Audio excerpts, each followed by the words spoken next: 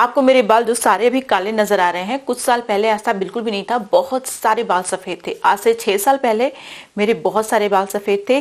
पूरा इधर सफेद दिखते रहते थे। ऐसी हेयर स्टाइल अगर मैं बनाती तो आपको बहुत सारे बाल सफेद नजर आते। हीना लगाने के बाद भी मेरे बाल अच्छे से कवर नहीं हो पाते थे। कुछ सफेद नजर तो आते ही थे, इतने सारे बाल मेरे सफेद थे। लेकिन अभी आप देखिए मेरे सारे बाल काले हो गए हैं। आज से 6 साल पहले मुझे बिल्कुल भी यकीन नहीं था, भरोसा नहीं था कि मेरे बाल वापस से काले हो सकते हैं। मुझे लगता था कि आज से 6 साल बाद मेरे बाल सारे सफेद हो जाएंगे, जिस स्पीड से मेरे बाल सफेद हो रहे थे। मुझे प्रीमेच्योर हेयर ग्रेइंग की प्रॉब्लम बहुत अर्ली एज में स्टार्ट हो गई थी। सिर्फ 12-13 साल की उम्र में मेरे बाल सफेद होना शुरू हो गए थे, लेकिन अभी काले हो चुके हैं। तो प्रीमेच्योर हेयर ग्रेइंग को आप ट्रीट भी कर सकते हैं, रिवर्स भी कर सकते हैं। मुझे 2-3 साल कंसिस्टेंटली लगना पड़ा, अपनी डाइट पे भी, अपने हेयर केयर पे भी, तब जाके मेरे बाल वापस से काले हुए। और मैं जो हेयर केयर कर रही थी, डाइट का अपने ख्याल रख रही थी, वो इसलिए नहीं रख रही थी कि मेरे बाल काले हो जाएंगे। इन जनरल मुझे अपने बालों को लंबा घना मजबूत बनाना था, लेकिन मेरे बाल भी काले हो गए। तब मुझे जाके यकीन हुआ कि अगर अपनी डाइट का आप अच्छे से ख्याल रखते हैं, कुछ पर्टिकुलर चीजें होती हैं, उन्हें आप कंज्यूम करते हैं और अच्छे से अपना हेयर केयर करते हैं, तो आपके जो प्रीमेच्योर व्हाइट हेयर्स हैं वो भी काले हो जाएंगे। नमस्कार, मेरा नाम है गरिमा और स्वागत है आपका मेरे यूट्यूब चैनल पे। मैं इस तरीके की बहुत सारी हेयर केयर, स्किन केयर और हेल्दी डाइट से रिलेटेड वीडियो शेयर करती हूँ एवरी संडे, ट्यूसडे, वेंसडे और फ्राइडे को। तो अगर आपको इस तरीके की वीडियोस देखने में बहुत ज्यादा इंटरेस्ट है तो मैं आपको हाईली रिकमेंड करूंगी कि आप मेरे चैनल को सब्सक्राइब कर लीजिए। बेल आइकन को जरूर प्रेस करिएगा ताकि आपसे मेरी कोई भी वीडियो मिस ना हो जाए। अब चलिए बिना किसी देरी के वीडियो शुरू कर लेते हैं। सबसे पहले हम लोग हेल्दी डाइट की बात कर लेते हैं। मैं आप लोगों के साथ एक ऐसा लड्डू शेयर करने वाली हूँ जिसके अंदर बहुत सारे इसेंशियल न्यूट्रिएंट हैं। मेनली वो सारे इसेंशियल न्यूट्रिएंट हैं जो आपके हेयर फॉलिकल में मेलानिन के प्रोडक्शन के लिए ज़रूरी होते हैं। तो जो पहला इंग्रेडिएंट है जिसे हमें ड्राई रोस्ट करना है धीमी आंच पे, वो है मूंगफली। इसकी क्वांटिटी आप अपने हिसाब से कम ज़्यादा कर सकते हैं, कोई दिक्कत नहीं है। मूंगफली के अंदर प्रोटीन, बायोटीन, आयरन और बहुत सारा विटामिन ए, सी, ई पाया जाता है और ये सारे ही एसेंशियल न्यूट्रिएंट हमारे हेयर फॉलिकल में मेलानिन को बनाने में मदद करते हैं। अच्छे से इसको रोस्ट कर लेना है। अभी आप देख सकते हैं मैंने इसको रोस्ट कर लिया है। आंच धीमी रखनी है, तेज नहीं करनी है और लगातार चलाते रहिएगा ताकि ये जले ना। अब मैं इसको एक प्लेट में निकाल लूँगी और ठंडा होने के लिए छोड़ दूँगी। अब जो नेक्स्ट इंग्रेडिएंट है ये है सीसमी सीड। मैंने जितनी मात्रा में पीनट का इस्तेमाल किया था उतनी ही मात्रा में मैंने यहाँ पे सीसमी सीड लिया है। सीसमी सीड को भी हमें ड्राई रोस्ट करना है धीमी आंच पे, तब तक जब तक ये लाइट ब्राउन नहीं हो जाता। इसके अंदर भी बहुत सारे एसेंशियल न्यूट्रिएंट पाए जाते हैं। Potassium, iron, calcium, vitamin B6, protein, biotin का बहुत अच्छा सोर्स है। इसके अंदर आयरन भरपूर मात्रा में पाया जाता है और ये सारे एसेंशियल न्यूट्रिएंट हमारे बालों को काला भी बनाने में हेल्प करते हैं और हेल्दी भी बनाते हैं, बालों को रिग्रो करने में भी हेल्प करते हैं। इसको मैंने अच्छे से ड्राई रोस्ट कर लिया है। आप देख सकते हैं ये स्लाइटली ब्राउन कलर का हो गया है, तो मैं इसे निकाल लूँगी। इसे भी पूरी तरीके से ठंडा कर लेना है। नेक्स्ट इंग्रेडिएंट है वॉलनट यानी अखरोट। सारी चीज़ों की क्वांटिटी मैंने सेम रखी है, आप कम ज़्यादा कर लीजिएगा। क्वांटिटी कम ज़्यादा होगी तो उससे कोई प्रॉब्लम नहीं होगी। देखिए वॉलनट के अंदर बहुत इसेंशियल न्यूट्रिएंट पाए जाते हैं। बहुत सारे लोग होते हैं जो लोग फिश कंज्यूम नहीं करते, नॉनवेज नहीं खाते। बोला जाता है कि जो फिश होता है उसके अंदर ओमेगा फैटी एसिड भरपूर मात्रा में पाया जाता है। ओमेगा फैटी एसिड हमारे बालों के लिए बहुत ज़रूरी होता है और वॉलनट के अंदर बहुत ज़्यादा मात्रा में omega 3 fatty acid, omega 6 fatty acid, omega 9 fatty acid पाया जाता है। इसके अंदर बायोटीन, प्रोटीन, आयरन भी भरपूर मात्रा में पाया जाता है। अगर आप नॉनवेज नहीं खाते, वो सारे एसेंशियल न्यूट्रिएंट आपको नहीं मिल रहे हैं तो आप वॉलनट कंज्यूम करिए, आपको वो सारे एसेंशियल न्यूट्रिएंट मिल जाएंगे। अब जो नेक्स्ट इंग्रेडिएंट है ये है सनफ्लावर सीड। सनफ्लावर सीड के अंदर भरपूर मात्रा में बायोटीन, विटामिन ई पाया जाता है, प्रोटीन, आयरन और बहुत सारे मिनरल्स पाए जाते हैं जो हमारे बालों को मजबूत भी बनाते हैं, काला भी बनाते हैं। इसे धीमी आंच पे आपको ड्राई रोस्ट करना है, जैसे मैंने और सारे इंग्रेडिएंट को रोस्ट किया था। इसकी क्वांटिटी जितना मैंने सारा इंग्रेडिएंट यूज़ किया था उसका हाफ इस्तेमाल किया है। आप चाहें तो उतना भी इस्तेमाल कर सकते हैं। जैसे मैंने पहले ही बताया कि इंग्रेडिएंट की क्वांटिटी कम ज़्यादा होगी तो कोई दिक्कत नहीं होगी, लेकिन आपको सारी चीज़ों को रोस्ट करना है, ड्राई रोस्ट करना है धीमी आंच पे, ताकि इनके अंदर जो भी एंटी न्यूट्रिएंट है सारा ख़त्म हो जाए और डाइजेशन में आसानी हो जाए। इसीलिए चीज़ों को हमें रोस्ट करना बहुत ज़रूरी है। अभी आप देख सकते हैं सारी चीज़ें ठंडी हो गई हैं। अब एक एक करके मैं बारी बारी से इन सारी चीज़ों को ग्राइंडर में ग्राइंड करूँगी। बहुत बारीक पाउडर नहीं बनाना है, बस आपको अच्छे से इसको ग्राइंड कर लेना है। जैसे कि आप देख सकते हैं, अगर घी आप ज़्यादा यूज़ नहीं करना चाहते लड्डू में तो सारी चीज़ों को आप बारीक पीसिएगा, क्योंकि देखिए जो पीनट होता है ना, उसके अंदर बहुत सारा ऑयल होता है। जब उसको अच्छे से आप ग्राइंड करते हैं तो उसका जो ऑयल है वो रिलीज़ हो जाता है और आपको ज़्यादा मात्रा में घी इस्तेमाल करने की ज़रूरत नहीं होती है। तो अभी मैंने पीनट को अच्छे से ग्राइंड कर लिया है, उसको एक बड़े से बर्तन में निकाल लिया है। अब यहाँ पे मैं जो सफ़ेद तिल है उसको भी अच्छे से ग्राइंड कर लूँगी और इसका पाउडर बना लूँगी। अब यहाँ पे वॉलनट को भी इसी तरीके से मैं ग्राइंड कर लूँगी। देखिए इन सारी चीज़ों में, चाहे पीनट हो, चाहे वाइट सिसमी सीड हो, चाहे वॉलनट हो, सबके अंदर बहुत सारा नेचुरल ऑयल होता है। जब आप इसको अच्छे से देर तक ग्राइंड करेंगे तो इनका सारा जो नेचुरल ऑयल होता है ना, वो रिलीज़ हो जाता है। तो आपको ज़्यादा मात्रा में घी का इस्तेमाल करने की ज़रूरत नहीं पड़ेगी। तो अभी मैंने ग्राइंडर में इसको ग्राइंड कर लिया है, इसको भी निकाल लूँगी। अब बचा हमारा सनफ्लावर सीड, ये भी ठंडा हो चुका है, इसको भी ग्राइंड करना है, पाउडर बना लेना है और बाकी चीज़ों के साथ इसे भी कंबाइन कर देना है। इस लड्डू को बनाने के लिए 2-3 चीज़ें और इस्तेमाल होनी है, जो कि ऑलमोस्ट सभी लोगों के पास इजीली अवेलेबल होता है। इसमें 1-2 इंग्रेडिएंट अगर आप स्किप कर देंगे तो कोई दिक्कत नहीं होगी, लेकिन इसमें मैंने ज़्यादा इंग्रेडिएंट यूज़ ही नहीं किया है, सिर्फ 4 इंग्रेडिएंट यूज़ किया है। तो अगर आप सारे इंग्रेडिएंट यूज़ करेंगे तो आपके लिए बेहतर होगा, अच्छा रिजल्ट मिलेगा। 8-10 छोटी इलायची मैंने ली थी, उसको भी अच्छे से पाउडर बना लिया था, इन सारी चीज़ों के साथ मिक्स कर लिया। आप देख सकते हैं लड्डू बनने लगा, इसमें ज़्यादा मात्रा में घी का इस्तेमाल नहीं होना है, ठीक है। अभी इसमें गुड़ मिलाना है। गुड़ की क्वांटिटी भी आपको अपने हिसाब से ही रखना है। कुछ लोग मीठा खाते हैं ज़्यादा, कुछ लोग कम मीठा खाते हैं, तो गुड़ की क्वांटिटी आपको अपने हिसाब से रखनी है, ठीक है।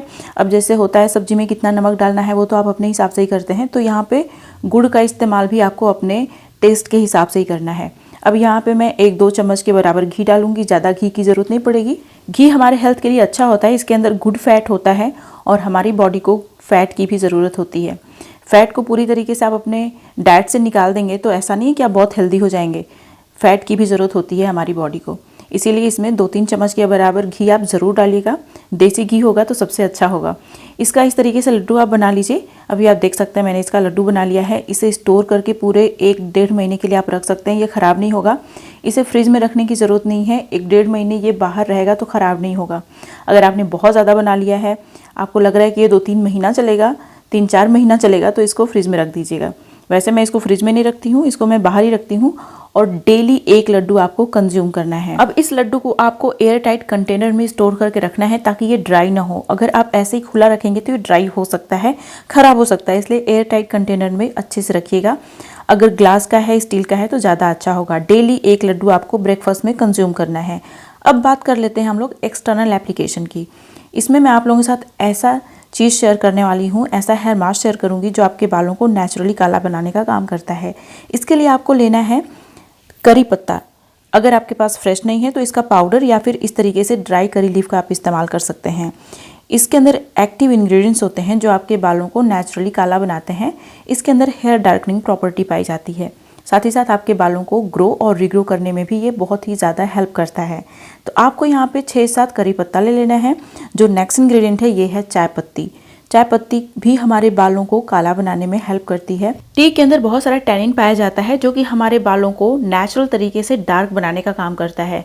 आपके सारे जितने सफ़ेद बाल हैं तुरंत कलर नहीं हो जाएंगे, काले नहीं हो जाएंगे, लेकिन अगर आप कंसिस्टेंटली इसका यूज़ करेंगे तो धीरे धीरे करके आपके बाल काले हो जाएंगे। साथ ही साथ ये थोड़ा सा एसिडिक होता है नेचर में और हमारे स्कैल्प बालों का जो पीएच होता है वो भी स्लाइटली एसिडिक ही होता है। तो ये हमारे बालों के पीएच को रिस्टोर करता है, मेंटेन करके रखता है। अब जो नेक्स्ट इंग्रेडिएंट है ये है जायफल। आप देख सकते हैं इतना जायफल यूज़ नहीं होगा, थोड़ा सा जायफल, 2 चुटकी के बराबर आपको जायफल लेना चाहिए। जायफल बहुत ज़्यादा मात्रा में आपको यूज़ नहीं करना चाहिए।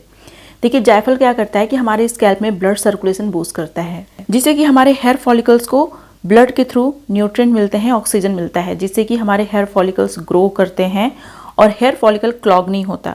साथ ही साथ इसके अंदर एंटीबैक्टीरियल, एंटी फंगल प्रॉपर्टी भी पाई जाती है। तो ये हमारे स्कैल्प को हेल्दी बनाता है, क्लीन बनाता है, एक्यूमुलेशन भी खत्म होती है और साथ ही साथ डैंड्रफ वगैरह की समस्या भी खत्म हो जाती है। नेक्स्ट इंग्रेडिएंट है शिकाकाई। मैंने यहाँ पे खड़ा शिकाकाई लिया है, आप शिकाकाई पाउडर का भी इस्तेमाल कर सकते हैं। शिकाकाई बहुत ही माइल्ड तरीके से हमारे बालों को और स्कैल्प को क्लीन करता है। इसके अंदर भी हेयर डार्कनिंग प्रॉपर्टी पाई जाती है, एक्टिव इंग्रेडिएंट्स होते हैं। साथ ही साथ इसके अंदर बहुत सारा एंटीऑक्सीडेंट होता है जो हमारे हेयर फॉलिकल में फ्री रेडिकल डैमेज को होने नहीं देता है, मतलब हमारे हेयर फॉलिकल को फ्री रेडिकल डैमेज से प्रोटेक्ट करता है और हमारे बाल समय से पहले सफ़ेद नहीं होते। नेक्स्ट इंग्रेडिएंट है कलौंजी सीड। आपको 3-4 चम्मच के बराबर कलौंजी सीड लेना है। कलौंजी सीड हमारे बालों के लिए कमाल की होती है। ये हमारे बालों को रिग्रो भी करती है, उसके साथ साथ हमारे बालों को नेचुरल तरीके से काला भी बनाती है। डीपली मॉइस्चराइज भी करती है हमारे बालों को, क्योंकि इसके अंदर बहुत सारा नेचुरल ऑयल पाया जाता है जो हमारे बालों का जो क्यूटिकल होता है उसके अंदर आसानी से पेनिट्रेट कर जाती है और हमारे बालों को रिपेयर करती है। अब जो नेक्स्ट इंग्रेडिएंट है ये बहुत ज़रूरी है, यही है जो हमारे हेयर मास्क को टेक्सचर देगा। अदरवाइज़ हमारा हेयर मास्क एकदम पानी के जैसा तैयार होगा बनके, जिसे हेयर मास्क आप नहीं बोल सकते, आपके बालों में वो टिकेगा ही नहीं। और ये है फेनुग्रीक सीड। आपको 4-5 चम्मच के बराबर फेनुग्रीक सीड लेना है। इसके अंदर बहुत सारा vitamin C, nicotinic acid, protein पाया जाता है जो एक्सटर्नली हमारे बालों को नरिश करता है, हेयर फॉलिकल्स को नरिश करता है। साथ ही साथ ये भी हमारे बालों को नेचुरल तरीके से काला बनाने में और बालों का जो पिगमेंट है उसको रिस्टोर करने में बहुत ज़्यादा हेल्प करता है। इसमें पानी डालना है आपको और रात भर के लिए भिगोना है। ये सारी चीज़ें आपको लोहे के बर्तन में करनी है। अगर इन सारी चीज़ों को आप लोहे के बर्तन में भिगोएंगे तो आपको ज़्यादा अच्छा रिजल्ट मिलेगा। नेक्स्ट मॉर्निंग आप देख सकते हैं सारी चीज़ें अच्छे से भीग चुकी हैं। पानी का कलर भी आप देखिए चेंज हो गया है, क्योंकि सारी चीज़ों का जो इसेंस है वो इस पानी में आ गया है, इसलिए पानी का कलर भी चेंज हो गया है। इसमें एक चीज़ और मैं ऐड करने वाली हूँ, लेकिन बाद में ऐड करूँगी। सबसे पहले इन सारी चीज़ों को ग्राइंडर में डाल के अच्छे से ग्राइंड करके पेस्ट बना लूँगी, फिर उसके बाद वो वाली चीज़ ऐड करूँगी। अभी आप देख सकते हैं बहुत ही अच्छा सा पेस्ट बन के तैयार हो गया है। इसे मसलिन क्लॉथ की हेल्प से मैं अच्छे से स्ट्रेन कर लूँगी ताकि कोई भी पार्टिकल्स रेजिड्यू इसमें रहे ना, जो हमारे बालों में फंसे। तो अभी आप देख सकते हैं मैंने इसको मसलिन क्लॉथ की हेल्प से अच्छे से स्ट्रेन कर लिया है और बहुत ही अच्छा सा पेस्ट हमें मिल गया है। ये बिल्कुल भी जेल जैसा है। अब इसमें एक बहुत इंपॉर्टेंट सी चीज़ मैं ऐड करने वाली हूँ जो इसके बेनिफिट्स को 2 गुना बढ़ा देगा। आपको बेहतर रिजल्ट मिलेगा, ज़्यादा अच्छा रिजल्ट मिलेगा। वैसे तो अकेले इतना जो ये जो हमारा पेस्ट है इसमें भी काफ़ी चीज़ें ऐड हुई हैं और ये पेस्ट भी हमारे बालों के लिए काफ़ी अच्छा है, लेकिन ये चीज़ अगर आप ऐड करेंगे तो आपको ज़्यादा अच्छा रिजल्ट मिलेगा। हालांकि ये बिल्कुल भी ऑप्शनल है, अगर आपके पास है तो इस्तेमाल करिए, अदरवाइज़ स्किप कर सकते हैं। ये है एलोवेरा जेल। मेरे पास फ्रेश एलोवेरा जेल है तो उसका इस्तेमाल कर रही हूँ मैं। अगर आपके पास इस तरीके का फ्रेश एलोवेरा जेल नहीं है तो आप स्टोर बॉट एलोवेरा जेल का इस्तेमाल भी कर सकते हैं। देखिए इसके अंदर ना एक यूनिक तरीके का एंजाइम पाया जाता है जो हमारे स्कैल्प को बहुत ही माइल्ड तरीके से एक्सफोलिएट करता है। जितना भी एक्यूमुलेशन होता है डेड स्किन सेल्स का, धूल मिट्टी का और सीबम का, सारा निकल जाता है और हमारे हेयर फॉलिकल्स अच्छे से ब्रीथ कर पाते हैं और अनक्लॉग होते हैं, जिससे कि नए नए बाल भी आते हैं उनमें से। इसके अंदर बहुत सारे एसेंशियल न्यूट्रिएंट पाए जाते हैं, बहुत सारे मिनरल्स और विटामिन्स पाए जाते हैं जो हमारे बालों को नेचुरली काला भी बनाते हैं और हमारे बालों को रिपेयर करने का काम भी करते हैं।